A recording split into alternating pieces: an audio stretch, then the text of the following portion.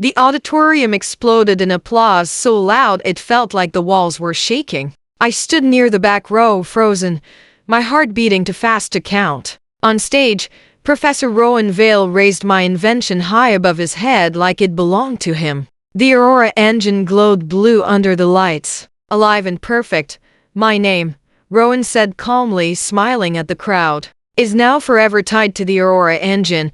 The giant screen behind him showed my blueprints, my work, my nights without sleep. My hands began to shake as I stepped forward. You're lying, I said loudly. I built that. The room went silent. Then whispers spread like fire. Rowan turned slowly, still smiling. Security, he said softly. 2 guards grabbed me. As I was dragged away, I heard laughter, and the applause returned, even louder than before. By morning, I was erased. My student profile was gone. My lab access denied. My scholarship status changed to under review. It felt like I had never existed inside the university. Then I saw the article, Professor Vale mentors unstable student with false invention claims. My stomach dropped. He had already rewritten me into a problem, not a person. I tried calling my mentor, but the line stayed silent. Even my classmates avoided my messages. It was not just theft. It was replacement. Rowan had taken my invention and rebuilt the story around it. And in his version, I was the liar. I stared at my empty inbox and whispered, how do you fight someone who controls the truth? That night, there was a knock at my door.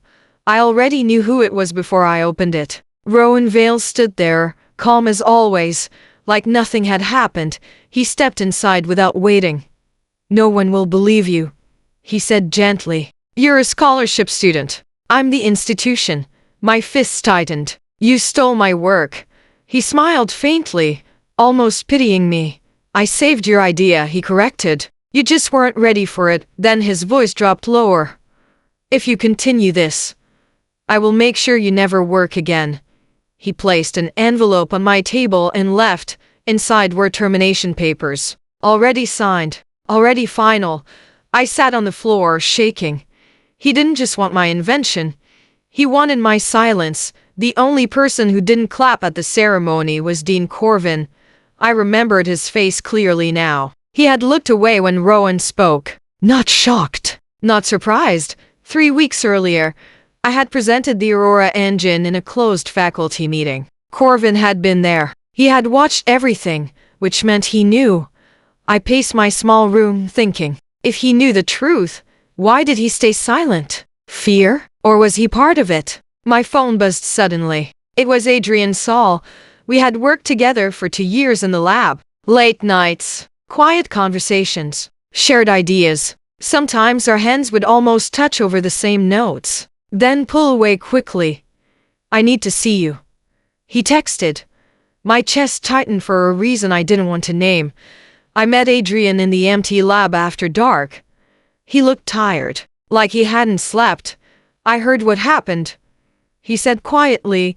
I told him everything again, this time slower. He listened without interrupting, but when I finished, he hesitated, just for a second too long. That pause said everything. The next day, Rowan released new documents online. My stabilizer code appeared inside his research notes. Only Adrian had seen that part of my work. I felt something break inside me, quiet and sharp. When I looked at him again, he avoided my eyes. I didn't think he would use it, he said softly, but he had given it anyway. And now Rowan had what he needed to complete the illusion. I studied Rowan's version of my code until my eyes hurt. He had made a mistake, a small one, but dangerous. He misunderstood a variable that changed under pressure. That meant the Aurora Engine would not fail immediately. It would weaken slowly, then collapse under stress. I leaned back, breathing unevenly. I could let it happen. Let him fall on his own stage, but people could get hurt. And that was the difference between us. Rowan didn't care about consequences. I did. So I made a decision. I would not destroy him.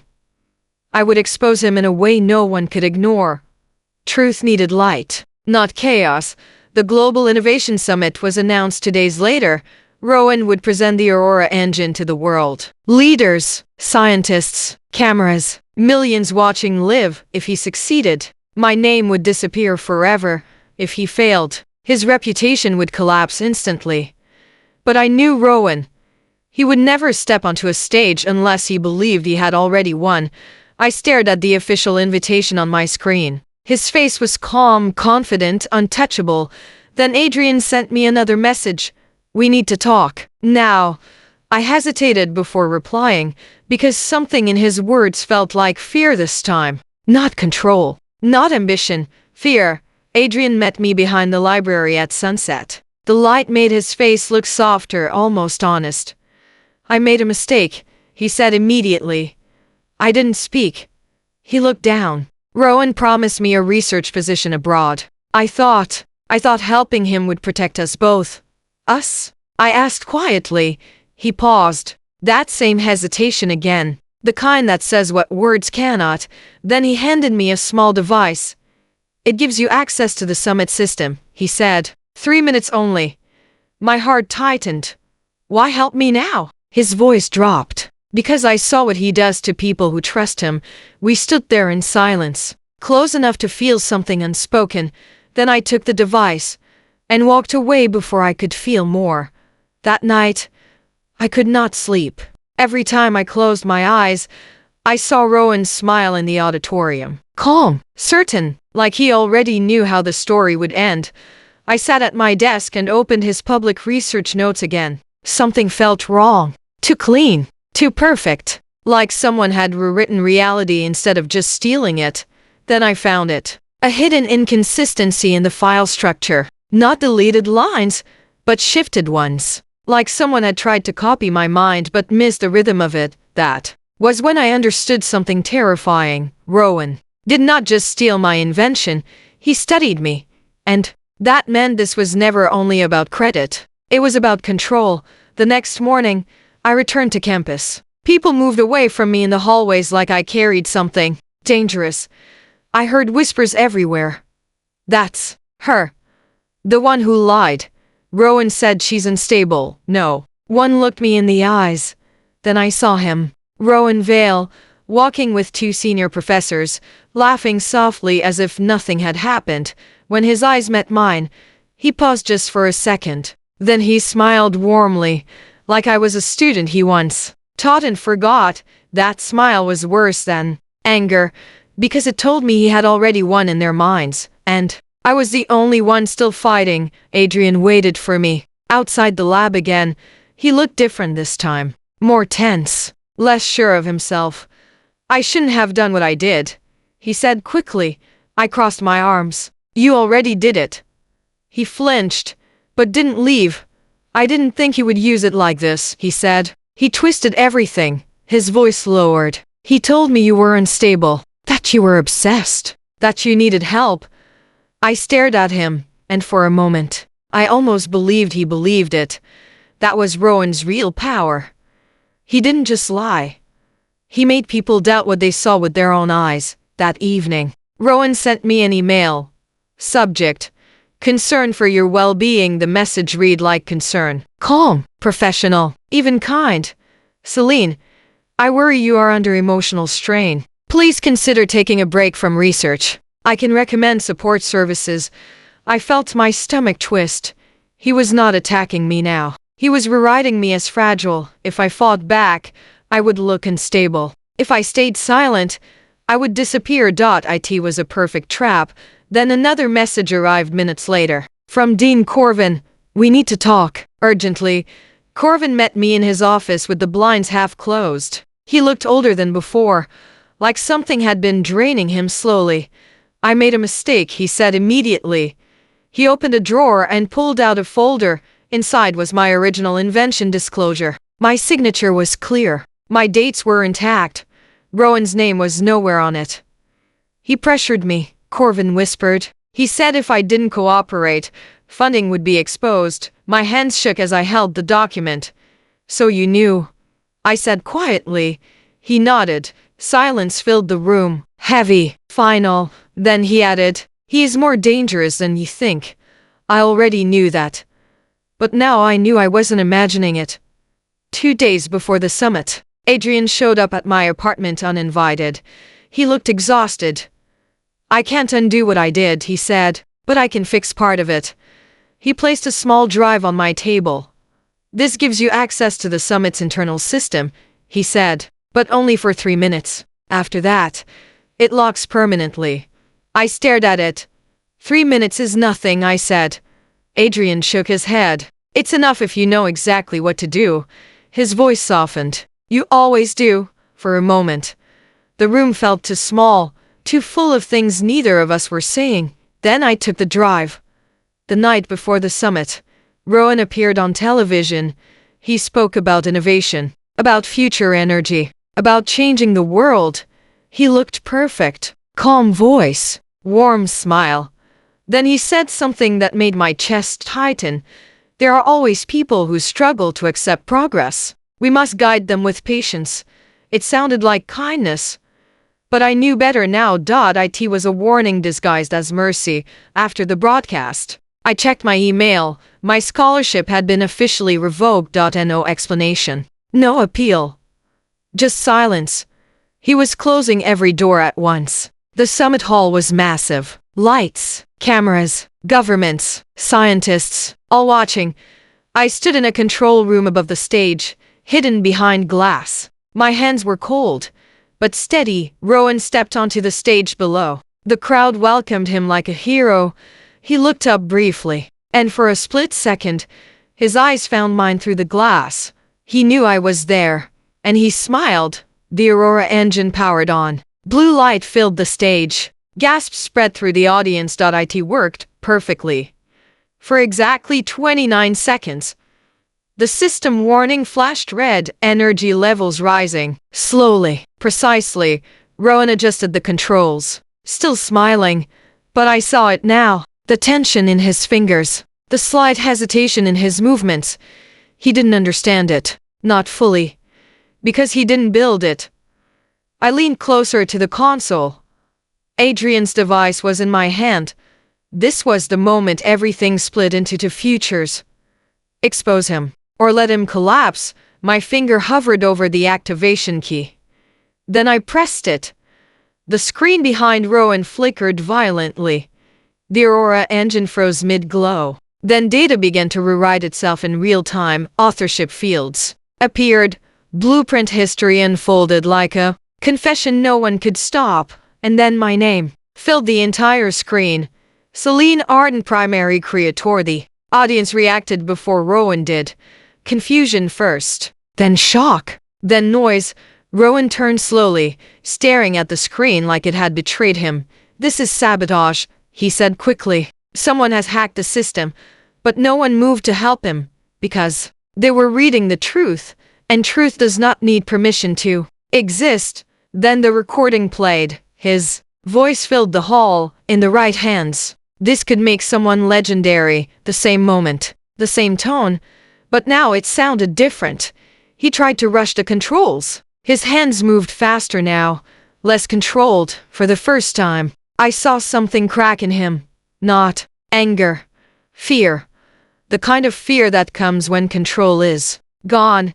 The crowd was no longer watching a genius. They were watching a man being exposed in real time. The engine began to destabilize again. Faster this time. I stepped in from the control room and activated the stabilizer. Remotely, the system responded instantly. Smooth, controlled, alive. The engine calmed, and the audience saw everything. Rowan didn't understand the machine, but I did. A journalist stood up in the silence. "If you built this," she asked Rowan, "why can't you control it?" No answer came. Only silence. And silence, in a room like that, is louder than shouting. Whispers spread across the hall. Then one voice spoke. Then another. Stories. Stolen work. Rewritten papers. Quiet removals from credit lists. Rowan wasn't just exposed for me. He was exposed for many. The pattern was no longer hidden. It was visible, and once people see a pattern, they stop believing in coincidence. Rowan looked around the hall like it had turned against him overnight, but it hadn't changed. He had just been seen clearly. For the first time, security moved toward the stage. Rowan stepped back slowly, still trying to speak, still trying to control the narrative. But his voice no longer carried weight. It sounded empty. The microphone was cut. And just like that, he lost the only thing he ever truly had. Control. He looked at me briefly across the hall. No smile this time, only disbelief. For the first time, he looked human, not untouchable, not powerful, just exposed. The moment Rowan lost the microphone, the entire hall changed. It was not loud. It was worse than loud. It was silent in a way that felt like judgment. Rowan stood alone on the stage, still in front of the glowing Aurora Engine, but it no longer felt like his. It felt like it was exposing him. Security moved closer, slowly, careful, like they were afraid he might still have control over reality itself. He turned his head slightly, searching the crowd for anyone who would still believe him. But no one met his eyes. Then I stepped onto the stage. No applause followed me. Only attention, heavy and sharp. I didn't come here for revenge, I said into the live microphone. I came here because truth was buried. Rowan flinched at the word truth. Because deep down, he knew it was the one thing he could never rewrite. The silence after my words felt deeper than the entire summit combined. Even the cameras seemed closer now, like the world itself was leaning in. I looked at Rowan, not with anger anymore, with clarity. You didn't just take my invention, I said. You tried to take my existence. A murmur spread through the audience. Some people lowered their heads. Others stared at him like they were seeing a different person for the first time.